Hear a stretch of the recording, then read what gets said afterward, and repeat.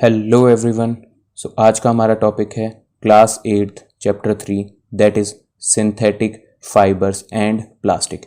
क्या होते हैं सिंथेटिक फाइबर्स, कौन कौन सी उसकी टाइप्स हैं, कहाँ कहाँ पे उनका इस्तेमाल होता है, प्लास्टिक क्या है, इसके यूजेस क्या हैं और प्लास्टिक की कैरेक्टरिस्टिक्स क्या होती हैं। तो इन सब क्वेश्चंस का आंसर हम इस चैप्टर में करेंगे। तो चलिए शुरू करते हैं।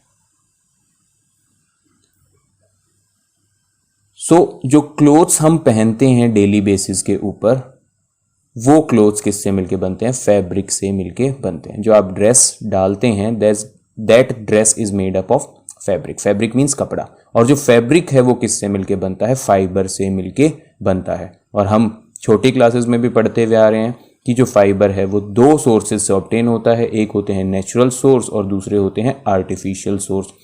वूल जो शीप से मिलता है, सिल्क जो सिल्क वॉर्म से मिलता है, कॉटन प्लांट से मिलता है, are few example of natural fibres. जबकि पॉलिएस्टर, टेरिलीन कुछ एग्जाम्पल हैं सिंथेटिक फाइबर के। तो फाइबर ब्रॉडली दो कैटेगरीज में डिवाइडेड है, नेचुरल एंड आर्टिफिशियल। जो नेचुरल है वो हमें नेचर से मिलता है और जो आर्टिफिशियल है वो लैब में बनाया जाता है, मैन मेड है, उसको सिंथेटिक भी कहा जाता है। फाइबर क्या है? The clothes which we wear are made up of fabric. जो ड्रेस हम डालते हैं वो किससे बनते हैं? फैब्रिक, कपड़े से बनते हैं। The fabric are made up of fibres obtained from natural and artificial source. और जो फैब्रिक, जो कपड़ा बनता है वो रेशों से बनता है, फाइबर से बनता है, जो हमें नेचुरल और आर्टिफिशियल सोर्स से मिलते हैं। Fibres are also used for making a large variety of household articles. कपड़े के अलावा भी बहुत सारी चीज़ें बनाने में इस्तेमाल किया जाता है। जैसे आप देख सकते हैं कि रोप, ठीक है जी, एक जो आपकी बोरी होती है, बैग लाइक स्ट्रक्चर, वो भी किससे बनाए जाते हैं? फाइबर से बनाए जाते हैं। पॉलीमर क्या होता है? यहाँ पर आपको एक टर्म दिखाई दे रही है पॉली और एक टर्म दिखाई दे रही है मर। मर का मतलब होता है यूनिट और जो पॉली है इसका मतलब होता है बहुत सारी। The word polymer comes from two Greek words. Poly means many and mer means unit. बहुत सारी छोटी छोटी यूनिट से मिलके बनता है। छोटी यूनिट को क्या कहते हैं? मोनोमर कहते हैं। Monomer means single unit. For example, this is your single unit. तो बहुत सारी जब मोनोमर यूनिट एक साथ कनेक्ट होती हैं तो क्या बनाती हैं? पॉलीमर बनाती हैं। पॉली मीन्स बहुत सारे, मर मीन्स यूनिट, और जो सिंगल यूनिट है उसको क्या कहते हैं? मोनोमर कहते हैं। A polymer is a substance composed of many repeated similar subunits. These subunits are known as monomers. Polymer क्या है? एक ऐसा सब्सटेंस है जो बहुत सारी छोटी छोटी यूनिट्स से मिलके बनता है, जिसको पॉलीमर कहा जाता है। और वो छोटी यूनिट्स क्या कहलाती हैं? मोनोमर कहलाती हैं। Polymers occur in nature also. Cotton for example is a polymer called cellulose. Cotton किससे बना है? एक पॉलीमर से बना है, और पॉलीमर कौन सा है? वो सेलुलोज है। सेलुलोज खुद एक पॉलीमर है, तो उसकी जो मोनोमर यूनिट है वो क्या है? ग्लूकोज उसकी मोनोमर यूनिट है। Cellulose is made up of large number of glucose unit. तो glucose is a monomer and cellulose is a polymer. तो बहुत सारे जब ग्लूकोज एक साथ जुड़ जाते हैं तो वो क्या कहलाता है? सेलुलोज कहलाता है। ये वर्ड सुना हुआ है आप लोगों ने, सेलुलोज। जब आप लोगों ने डाइजेशन इन एनिमल्स पढ़ा था क्लास 7 के अंदर, न्यूट्रिशन इन एनिमल्स, वहाँ पर आपने रूमिनेंट्स के बारे में पढ़ा था कि वो सेलुलोज खाते हैं और उसको डाइजेस्ट करने के लिए सेलुलोज डाइजेस्टिंग एंजाइम्स की ज़रूरत होती है। Synthetic fibre, fibres that are made और क्रिएटेड बाय ह्यूमंस। वो फाइबर्स, वो रेशे जो इंसान ने बनाए हैं, उनको क्या कहा जाता है? सिंथेटिक या मैन मेड फाइबर कहा जाता है। सिंथेटिक या मैन मेड फाइबर कहा जाता है। आप उसको आर्टिफिशियल फाइबर भी कह सकते हैं। Humans have been able to make a variety of synthetic fibre, example rayon, nylon etcetera. तो इंसान बहुत सारे फाइबर बनाने में कामयाब हो चुका है। उनके बारे में हम डिटेल में आगे देखेंगे। Natural fibre, the naturally occurring fibres that human derived from plant और animal are known as natural fibre. वो फाइबर जो इंसान लेता है, किससे? या तो प्लांट से ले या किसी एनिमल से ले, शीप से ले, गोट से ले, याक से ले, ठीक है जी, उन सबको नेचुरल फाइबर कहा जाता है। Cotton, wool, silk, these are some example of natural fibres. Types of synthetic fibres, क्या क्या टाइप्स हैं सिंथेटिक फाइबर्स की, उनके बारे में बात कर लेते हैं। सबसे पहले rayon. Rayon is made from purified cellulose. किससे बना है? रेयॉन सेलुलोज से ही बना है। Which is chemically converted into a soluble compound, जिसको केमिकल्स की सहायता से लैब के अंदर सॉल्युबल कंपाउंड के अंदर बदला गया है। वैसे तो जो रेयॉन है ये हमें ऑब्टेन होता है नेचुरल सोर्स से, सच एज वुड पल्प, जो लकड़ी के अंदर से पल्प निकलता है जिससे पेपर बनता है, उसी मटेरियल से आपका रेयॉन बना है। लेकिन इसको मैन मेड फाइबर कंसीडर किया जाता है क्योंकि ये सिर्फ वुड पल्प से नहीं बनता, उसके ऊपर केमिकल ट्रीटमेंट करने के बाद रेयॉन तैयार होता है, इसीलिए इसको आप क्या मानते हैं? सिंथेटिक फाइबर मानते हैं। लेकिन ये कंप्लीटली सिंथेटिक नहीं है क्योंकि इसका रॉ मटेरियल हमें कहां से मिल रहा है? नेचर से मिल रहा है। When rayon is compared with silk, it is inexpensive but can be woven like silk fiber. तो आप इसको आर्टिफिशियल सिल्क भी कह सकते हैं। जो आपका नेचुरल सिल्क है वो काफ़ी महंगा होता है क्योंकि कम क्वांटिटी में प्रोड्यूस करते हैं सिल्क वॉर्म। जो रेयॉन है ये सिंथेटिक है लेकिन सिल्क जैसी ही लुक देता है, तो इसलिए क्या है? थोड़ा सा कम एक्सपेंसिव है और इसको सिल्क फाइबर्स की तरह ही यूज किया जा सकता है। Next synthetic fibre is nylon. ये सबसे कॉमनली यूज्ड सिंथेटिक फाइबर है जो हमारे घर में भी आसानी से आपको देखने को मिल जाएगा। Nylon is a synthetic fibre obtained from coal, water and air. Nylon को किससे बनाया जाता है? कोल, कोयले से, वाटर से और एयर से बनाया जाता है। ये सबसे पहला सिंथेटिक फाइबर है जिसको ऑब्टेन किया गया था इंसान के द्वारा। इंसान ने सबसे पहला कंप्लीटली फुल्ली सिंथेटिक फाइबर कौन सा बनाया था? नायलॉन बनाया था। The characteristic properties are that it is light, बहुत हल्का होता है, स्ट्रॉन्ग होता है और इलास्टिक, मींस इसमें थोड़ी सी इलास्टिसिटी होती है, खिंचता है ये थोड़ा सा और वापस अपनी नॉर्मल पोजीशन में आ जाता है। Nylon finds application in the manufacturing of socks. जो आप स्कूल की सॉक्स डालते हैं वो सारी किसकी बनी हुई है? नायलॉन की बनी हुई है। रोप्स, जितने भी ये माउंटेन क्लाइंबर होते हैं, जो मजबूत रोप होती हैं, ये किसकी बनी हुई होती हैं? नायलॉन की बनी हुई होती हैं। Tent, car seat belt, sleeping bags and curtains, ये सभी किस चीज के बने हुए होते हैं? नायलॉन के बने हुए होते हैं। So next fibre is your polyester. Polyester is made up of repeating unit of a chemical called ester. यहां पे आपको दिखाई दे रहा है एस्टर। बहुत सारी जब एस्टर की यूनिट जुड़ जाती है तो उससे बनता है polyester. It is a crease free synthetic fibre. इसके ऊपर कभी भी सलवटें नहीं आती हैं, बिल्कुल प्लेन रहता है, कोई सलवट इसके ऊपर आपको देखने को नहीं मिलेगी। It is best suited for making dress material as it is crisp and easy to wash. ऐसे कपड़े बनाने में जो काफी अट्रैक्टिव लगे, पार्टी वियर जो कपड़े होते हैं वो पॉलिएस्टर के बनते हैं, ठीक है जी, क्योंकि ये क्रिस्प रहते हैं और धोने में आसान रहते हैं। A popular polyester is terylene.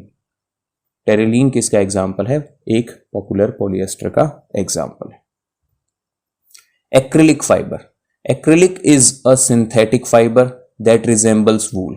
वूल को रिजेंबल कौन करता है? एक्रिलिक आपका वूल को रिजेंबल करता है। The wool obtained from natural source is quite expensive.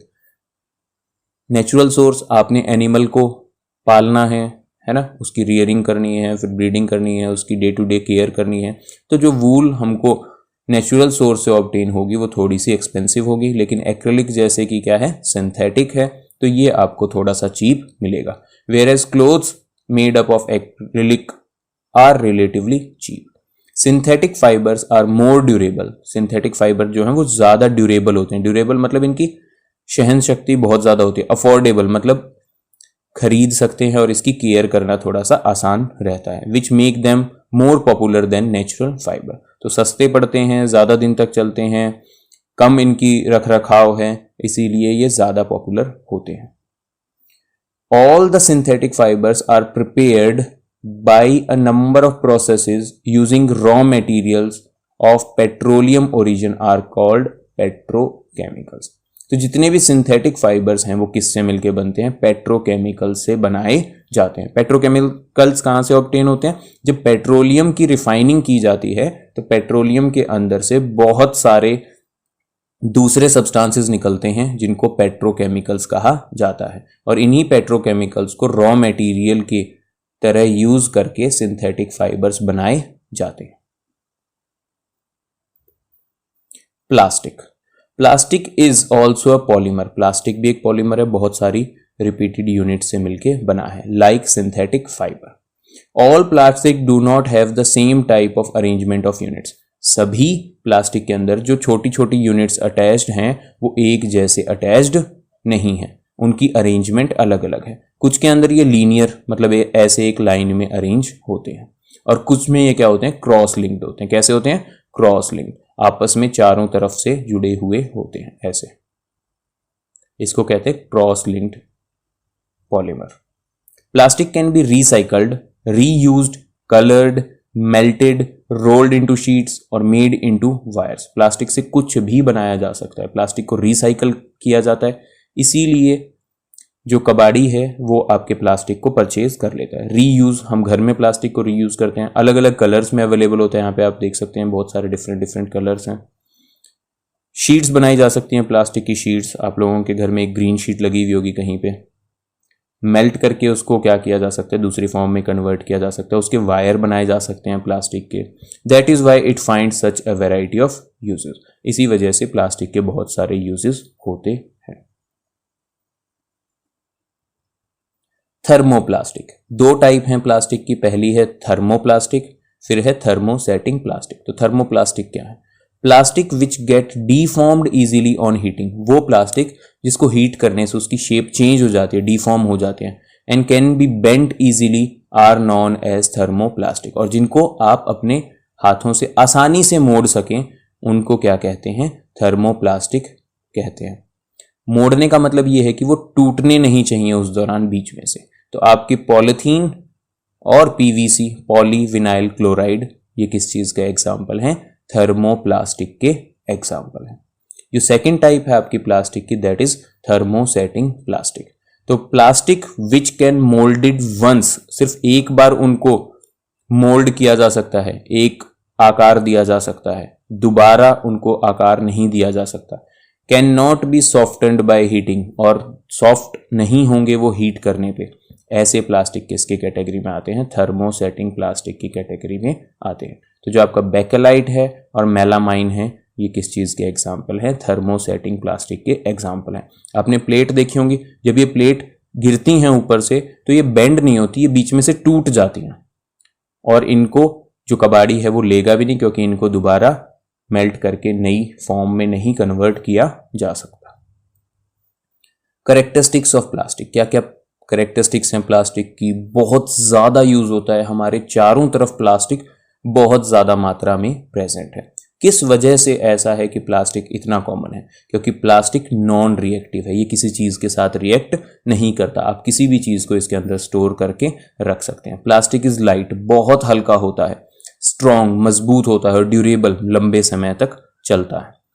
आप एक काम कीजिए, एक प्लास्टिक की बकेट ले लीजिए, एक किसी मेटल की बकेट ले लीजिए, दोनों के वेट में फर्क देखना। प्लास्टिक की बकेट बहुत हल्की होगी, स्ट्रॉन्ग भी होगी, इस पे रस्टिंग भी नहीं होगी, जबकि जो आपकी आयरन की बकेट है उसके ऊपर रस्टिंग हो जाएगी। ड्यूरेबिलिटी दोनों की ठीक है, लेकिन प्लास्टिक की फिर भी थोड़े लंबे समय तक ज्यादा रहेगी। Plastic is poor conductor, plastic क्या है, एक poor conductor of heat and electricity है। तो इस वजह से जितनी भी आपके घर में यूटेंसिल्स हैं उनके हैंडल हो गए, जितनी भी आपके वायर्स हैं उनके ऊपर जो इंसुलेशन होती है वो हो गई, ये सब किसके बने हुए होते हैं, प्लास्टिक के बने हुए होते हैं, because plastic is a poor conductor of heat and electricity. Polythene, हमारे डे टू डे लाइफ में सबसे ज़्यादा यूज़ होने वाली चीज़ क्या है, पॉलीथीन, और हमारे इन्वायरमेंट को पॉल्यूट करने वाली भी सबसे ज़्यादा मात्रा में जो चीज़ है वो क्या है, पॉलीथीन है। पॉली प्लस इथीन, मतलब बहुत सारी इथीन की यूनिट्स जुड़ के क्या बनाती हैं, पॉलीथीन बनाती हैं। Polythene is an example of plastic, किसका एग्जाम्पल है पॉलीथीन, प्लास्टिक का एग्जाम्पल है। It is used for making commonly used polythene bags, इसका इस्तेमाल किया जाता है पॉलीथीन बैग्स बनाने के लिए। सिंगल यूज प्लास्टिक वाला जो पॉलीथीन होता है वो सबसे ज्यादा नुकसान पहुंचाता है। Biodegradable and non biodegradable material, biodegradable material वो होते हैं जो नेचुरली अपने आप प्रकृति के अंदर डीकम्पोज हो जाएं, छोटे और सिंपलर सब्सटेंसेस में ब्रेक डाउन हो जाएं, उनको बायोडिग्रेडेबल सब्सटेंसेस बोलते हैं। और जो नेचुरली डिग्रेड ना हो उनको नॉन बायोडिग्रेडेबल सब्सटेंसेस बोलते हैं। A material that decomposes through natural process is biodegradable. वो मटेरियल जो नेचुरल प्रोसेस से अपने आप नेचर के अंदर डीकम्पोज हो जाए। डीकम्पोज क्या होना है? कॉम्प्लेक्स चीज का सिंपलर सब्सटेंसेस में ब्रेक डाउन हो जाना क्या कहलाता है? आपका डीकम्पोजिशन कहलाता है। तो ऐसा मटेरियल जो नेचुरली डीकम्पोज हो जाए उसको बायोडिग्रेडेबल बोलते हैं, और वो मटेरियल जो इजीली डीकम्पोज ना हो नेचुरल प्रोसेस से उसको नॉन बायोडिग्रेडेबल कहा जाता है। तो जितना आपका एनिमल वेस्ट है, प्लांट वेस्ट है, फ्रूट है, पेपर है, these are your biodegradable substances. Non biodegradable substances plastic हो गया, टिन हो गया, these are your non biodegradable substances. Environmental effect of plastic. Plastic का हमारे एनवायरमेंट में क्या असर पड़ता है? आपने ये फोटो कॉमनली अपने चारों तरफ देखी होगी, जहां पर भी वाटर होता है उसके अंदर आपको प्लास्टिक देखने को मिल जाएगा।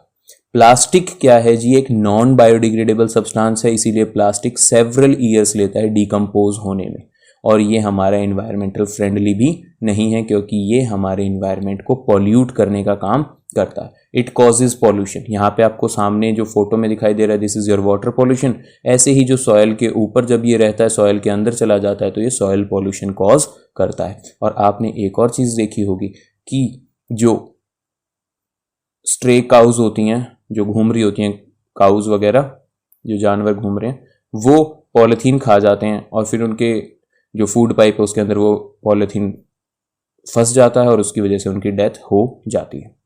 The burning process in the synthetic material is quite slow and it does not gate completely burned easily. कुछ लोग प्लास्टिक को खत्म करने के लिए उसको जला देते हैं, लेकिन जलाना उसका सॉल्यूशन नहीं है, क्योंकि बर्न नहीं होते हैं सिंथेटिक मटेरियल, और कंप्लीटली बर्न तो कभी भी नहीं होते हैं, जिससे कि एनवायरमेंटल पॉल्यूशन होता है और आपका एयर पॉल्यूशन हो जाता है। It releases lots of poisonous fumes into the atmosphere causing air pollution in the process. और जितने भी फ्यूम्स निकल रहे हैं, अनबर्न्ड कार्बन निकल रहा है, उससे क्या होता है? आपका एयर पॉल्यूशन हो जाता है। तो क्या तरीका है इन सब चीज़ों से बचने का? तो आप एक 4R प्रिंसिपल का यूज़ कर सकते हैं अपनी डे टू डे लाइफ में, ताकि आप इस प्लास्टिक के पॉल्यूशन को कम कर सकें। रिड्यूस। पहली बात तो आप क्या करें? रिड्यूस करें जो यूजेज है प्लास्टिक की, प्लास्टिक को कम से कम यूज़ करें। बाहर जाते हैं तो पॉली बैग लेने की जगह पे अपना एक जूट बैग लेके जाइए या कोई और पुराना बैग बाहर लेके जाइए। रीयूज़ कीजिए। जो प्लास्टिक आपके घर में है, जो आप एक बॉक्स में कुछ परचेज करके लाए, वो प्लास्टिक का बॉक्स है, आप उस प्लास्टिक के बॉक्स को दोबारा कुछ और स्टोर करने के लिए यूज़ कर सकते हैं। रिसाइकल। जब ये टूट जाए तो क्या कीजिए जी? इसको रिसाइकल करने के लिए दे दीजिए। बाहर मत फेंकें एनवायरनमेंट में।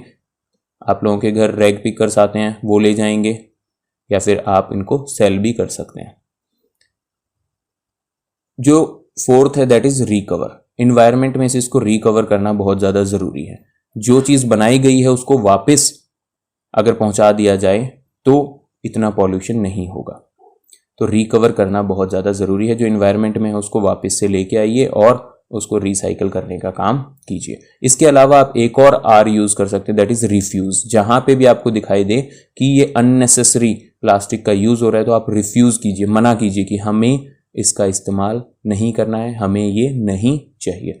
सो ये हैबिट्स आप अपना के एनवायरनमेंट के प्रति थोड़ा सा अपना रोल प्ले कर सकते हैं, क्योंकि इस दुनिया में सभी चीज़ें एक दूसरे के ऊपर डिपेंडेंट हैं। यदि आप एनवायरनमेंट को पॉल्यूट करेंगे तो बदले में एनवायरनमेंट भी आपको बहुत ज़्यादा परेशान कर सकता है।